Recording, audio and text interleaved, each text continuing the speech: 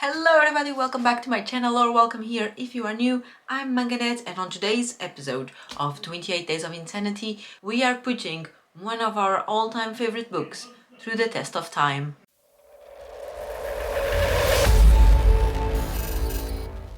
This is exciting! I love this video. I've done it last year for the first time, where basically I pick a book that we have read before and given 5 stars to, and we read it 1 year later or 2 years later, whatever it is, and we read it again and we just basically see if we still give it 5 stars or if with the test of time we have meanwhile read other things that speak to us more and the book is no longer 5 stars and we would have never discovered that unless we reread that. I did this once only because I'm not a big fan of rereads because I mean there's so much to read, but the other time that I did it with the Turn of the Key book and it was great fun. I loved it. So here we are again. Obviously this time Natasha is joining me as well and she's also rereading one of her favorite books. So if you haven't watched her video yet, I'll leave the link for her channel down below in the description. It's always there in every single video, so go watch it and go see if one of her favorite books survives the test of time. Now, in terms of my favorite books, I went through my shelves and I'm not very good at making decisions. So I pre-selected these 4 books. They all got 5 stars for me and they're all very different. So this is a contemporary romance. This is, what is this? It's like a romance as well, but not in the romantic sense of way. It's like a life story, but what do we call it? It's not contemporary because it's in the 70s. It's set in Alaska. This story is beautiful. A thriller, which is The Kind Worth Killing by Peter Swanson. This was, I think, the first, maybe the second, but I think it was the first thriller that I've ever read and I loved it. And I remember thinking this had a lot of plot twists and that I didn't see anything coming. But obviously by then I haven't read as many thrillers as I have nowadays. So maybe if I go to reread it, I will find it a bit predictable. As in back then I loved it, but now when I don't remember anything. I don't remember any detail. I don't even remember what the big plot twist is. So this would be a great candidate for me to read. But when I try and picture back this story, it doesn't seem that interesting to me. I don't want to read this story, even though I loved it and I remember I loved it. Anyway, the last book is The Honeymooners by Christina. This was the first book I read from them, I believe, and it's basically a couple that goes to a wedding and everyone gets food poisoning, including the bride and the groom. This is the sister of the bride and the brother of the groom, and they hate each other and they end up going on the honeymoon together because otherwise the honeymoon would go to waste because no one would be able to use it. So they give the tickets to them and they go to Hawaii for 10 days. They hate each other. It's the trope hate to love. And I remember that when I read this the first time, I found it super cute. It was funny. I liked their sense of humor. Back then, it really warmed my heart up. So maybe it will do it again. So these were the contenders of books that I wouldn't mind reading again. And in fact, I would like to read. But straight away, I've kind of excluded The Kind Worth Killing for the reasons that I already told you. Even though I don't remember the story, for some reason, I also don't want to go that way. And this one, honestly, I don't think this would survive the test of time. I gave it 5 stars back then, but when I think about this story, it wasn't anything special. So I think this would be most likely a 4 star, especially now when I feel I'm more critic with my reads. So most likely this would not survive the test of time. So I'm just gonna save us all from that fail. And these two, I would really love to reread them. I've decided to read this one just because it's shorter. I have a lot of books to read and I found that it could be interesting because it's about a wedding. It starts with wedding scenes and I'm getting married soon, so it seemed appropriate. So I'm gonna start reading this and I'm looking forward to revisit these characters, but I'm not gonna say I'm going to do it, but I also really want to reread this at some point. So I don't know, I've been wanting to reread this book for ages. It's probably not going to happen in this video, that's not what I'm saying. What I'm saying is that I want to reread it at some point. But for this video, I'm going to be reading The Honeymooners by Christina and see if this is still a 5-star book for me. I've been reading The Honeymooners. Like, you know, I've been testing it to see if it's still a 5-star read for me after all this time. And so far, I've been having a lot of fun with this. I've been mostly listening to the audiobook while I do other things, like I listened while I was cooking dinner earlier, or I was doing thumbnails for other videos and I've been listening. So I've been flying through this book, which is exactly how I remember reading it the first time. I remember also flying through this book the first time I read it. And I've laughed, I like giggled, I had moments like, oh. I don't know, when I first started reading it, I was a bit scared that I would think that it was too predictable. I don't know, I remember back then when I first read it, I remember enjoying the sense of humor in this book. But obviously I no longer remember the jokes or anything. So every time I thought about that, I would be like, okay, Manganet, you used to like the sense of humor, but why? Like, how funny can a book be? You know, you're gonna read it, you're not gonna find the joke's funny and it's gonna be weird and then the book is gonna lose its charm, but it's not. The jokes are still the best. The sense of humor, the banter between these two characters, it's amazing. And I don't know, I'm really excited about this. I'm more than halfway through. I'm going on to chapter 13. I'm gonna try and finish this book tonight because I'm really excited. But I want to set up my bullet journal for 2022. I haven't done it, so I want to do the general setup for the year and I want to do the setup for January so I can take notes of what's happening as well regarding the books I'm reading and all that. So I'm actually going to put on my headphones and keep listening to the audiobook while I do that. But given that I'm specifically reading this book for this video, I'm going to record a time lapse of the bullet journal thing, just for funsies. I always appreciate seeing people do their bullet journals. I don't know, there's something satisfying in seeing the hands moving super quickly with the pens and creating tables and sticking things on the tables. I love that. So I'm gonna record the same for you and we'll speak soon. Here you are, face to face in this trashy bar. Another glass and I am going places. Makes me laugh about the irony of everything. I like the way you're thinking. I don't really care about the music on the dance floor. I don't really mind all the smokers in the bathroom. I don't care at all, baby, you got my attention. So you were saying, oh no, I don't see the logic of things. It's quite a lonely world that we're living in. Oh baby, you are something special, I'm sure. Everything makes total sense when you're next to me.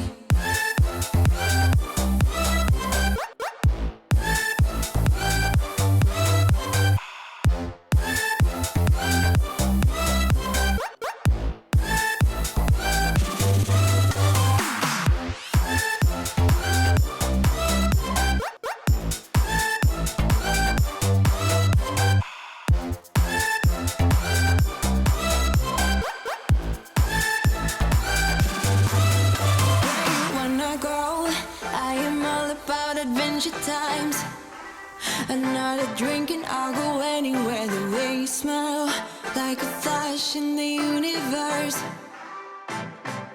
You are illuminating. I don't really care about the people in the bar line. I don't really mind all the who goes doing stage dives. I don't care at all, baby, you got my attention. So you were saying, I don't see the logic of things. It's quite a lonely world that we're living in. Oh baby, you are something special, I'm sure. Everything makes total sense when you're next to me.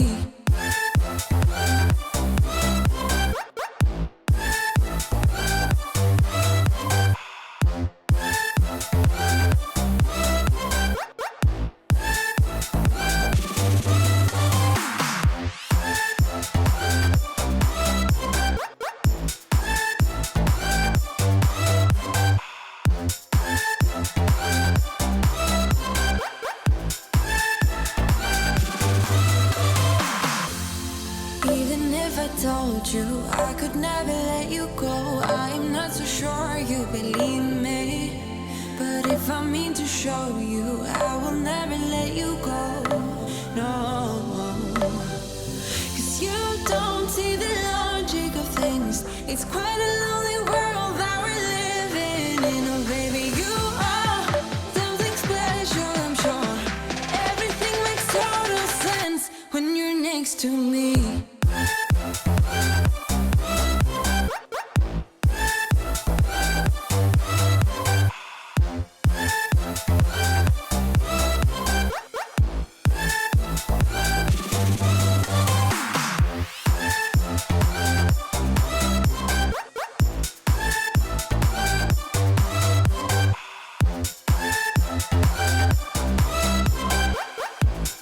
Hello! So I finished my bullet journal and I also finished the book. First things first, let me walk you through my 2022 bullet journal. Okay, this is nothing special, alright? I used no templates, no rulers, no anything, so nothing special, but let's go have a look. This is still the same notebook that I've been using for ages, so all these pages here have already been used. And I just created a new page for 2022. Yes, the numbers are horrible. I think the best one is this one, maybe this one. I don't know, the last one is just horrendous, but it is what it is. Then we have my challenge of 12 books for 2022, which is a challenge where I have these 12 books that were all recommended by some of you guys, and I'm going to read one per month. And here on the side I'm going to put so like these 2 lines are for this one and the other 2 lines are for this one, and then here for this and this for that, and so on. And on the first gray line I'm going to put probably the month where I read each one, and then I'll just surround, like put a circle or color in or something, the star rating that I gave to each one. And I printed these on sticker paper so it looks nice and colorful. Then reading every day for a year. This is a challenge that I'm doing to myself that I really want to try and read every day. So we have every day of the calendar here. Actually, I want to block out the numbers here at the bottom to correspond to the months. So like in February, obviously we don't have 31 days, so I'm gonna do that. I thought about that while I was making this, but then I clearly forgot. But basically then I'm just gonna cross over the days in which I read, and the goal is to have as many filled in as possible. Then 2022 stats. I had this already last year where at the end of each month I would fill in the information here, but it was just kind of in a list and it was not as smooth, so I thought that doing it as a table was much nicer. So we have all the months here, and then this will be the number of books I read, total of pages, the age of the book, so adult, young adult or middle grade, and I'll put here any children's books that I read as well. Then 5, 4, 3, 2, 1 or DNF, so the rating, thrillers, romance, sci-fi, fantasy, non-fiction or graphic novel, and comics. These are obviously the genres. So what I'm going to do each month is that I'm just going to put the number of each thing. So how many numbers, how many pages, how many 5 stars, how many 2 stars, how many thrillers, how many blah blah blah. You get the gist of it. Then my Goodreads challenge. So this is the number of books that I'm reading each year. And I forgot exactly what was the challenge that I set to myself on Goodreads. I think it was 45 because it was the same number as last year. No, I think it was 60. Hold on. Okay, so my challenge for the year is 60 books, but I just made squares until I filled in the page and I ended up with 81. But my goal is up here. And the idea is that every time I read a book, I'm gonna cross it over. So this was one already read this month, and each month I'm using one different color for the month. So like January is red. So I'm gonna always color them in based on which month I read them, and I think that's gonna be fun at the end of the year. Then obviously we have the calendar for the month where I put any activities. I don't really tend to use the calendars, but I still like to have them, and I just usually fill them once. I still need to do this one where I just go on my phone, I see what I have booked there, and I write it here.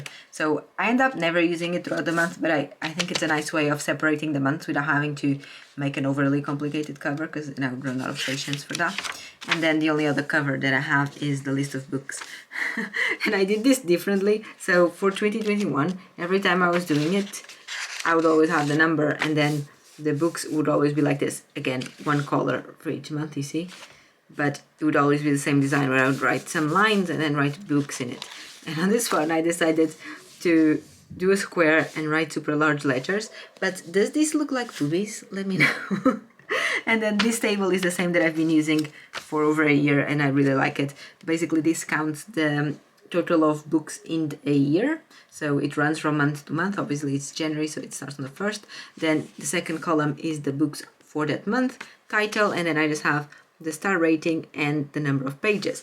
And as you can see, we have here the Honeymooners, and that's the book I just finished. Now, regarding this book and what I thought about it after all these months, after reading it for the first time. Like I said earlier, I giggled, I laughed, I enjoyed the sense of humor, I smiled, they are cute, they are, I don't know. This is a 5-star, okay? This is a 5-star. I was even considering, could this be a 4.5 instead of a 5? But I honestly think this is a 5 stars. This has to be one of my favorite romances. This has to be one of my favorite hate to love tropes because it's done so well. And now I was just sitting there and I was thinking, what is that is about this book that makes me like it? Obviously, the sense of humor, I mentioned that already a million times. But take other books from the hate to love trope, like The Hating Game that everyone loves, and I didn't like it that much. So I was questioning myself, what is the difference between that book and this one? Why do I like this one so much? And I honestly feel like it's because this one doesn't feel like it's insta love. So on other books, I feel like they hate each other for years and years and years, and then out of the sudden, boom, they are in love. And I don't find that realistic because if you have such preset notions about someone, you're not going to stop not liking someone just because they did one single thing that you like. It's going to be a whole process. You're going to question yourself about what's happening. And that is exactly what happens in this book. We see the characters slowly changing their mind, slowly, and questioning the things that happened in the past and having conversations with each other regarding certain events of the past that they interpreted in such way, and now they are questioning, did I interpreted that wrong? So it feels way more realistic. It feels like the characters are actually developing in a natural way and in a way that would definitely happen in real life. You'd question yourself, you'd question the other person, you would have doubts inside your head, you'd play stupid scenarios and be like, is it possible? And you will slowly stop being disgusted by the idea of like hugging the other person, but at the same time, the first time you hug them, you're like, oh, this is so uncomfortable. So basically, I feel like the reason why I like this so much is because it feels realistic. If you were indeed to fall in love for someone who you don't really like, it would most likely go this way, as in this way seems realistic. If someone was telling me this story, it doesn't give me that feeling, oh no, that would never happen, but some other books with this trope do. So I think that's why I really enjoy this book. This book has a lot of hype, but if you haven't read it yet, or if you don't think you like the trope hate to love, I would definitely recommend it to you. I've read it twice and both times I enjoyed it, and the second time I feel like nowadays I'm a way cooler person, and I don't mean cool like I mean cold like cold, like my heart is cold, and I feel like it's more difficult to reach me and to make me enjoy something rather than it was like a year ago. I feel like even though I've always been an emotional person, I feel like nowadays it's more difficult to make me feel things. After all this time and me being the person that I am currently, I enjoy this again. So take this as it is, as the recommendation. It's worth what it's worth. I would definitely recommend this to people who are not sure if they enjoy romance or they're not sure if they enjoy this trope. Give it a try to this one and find out, because honestly, it's one of my all-time favorite romances. I'm really happy I got to reread it. I'm really happy I got to share this experience with you guys. And of course, I'm happy that it did indeed survived the test of time. Thank you very much for watching this video. Don't forget to watch Natasha's one if you haven't already, and come back tomorrow for another video here on the 28 Days of Insanity. Bye!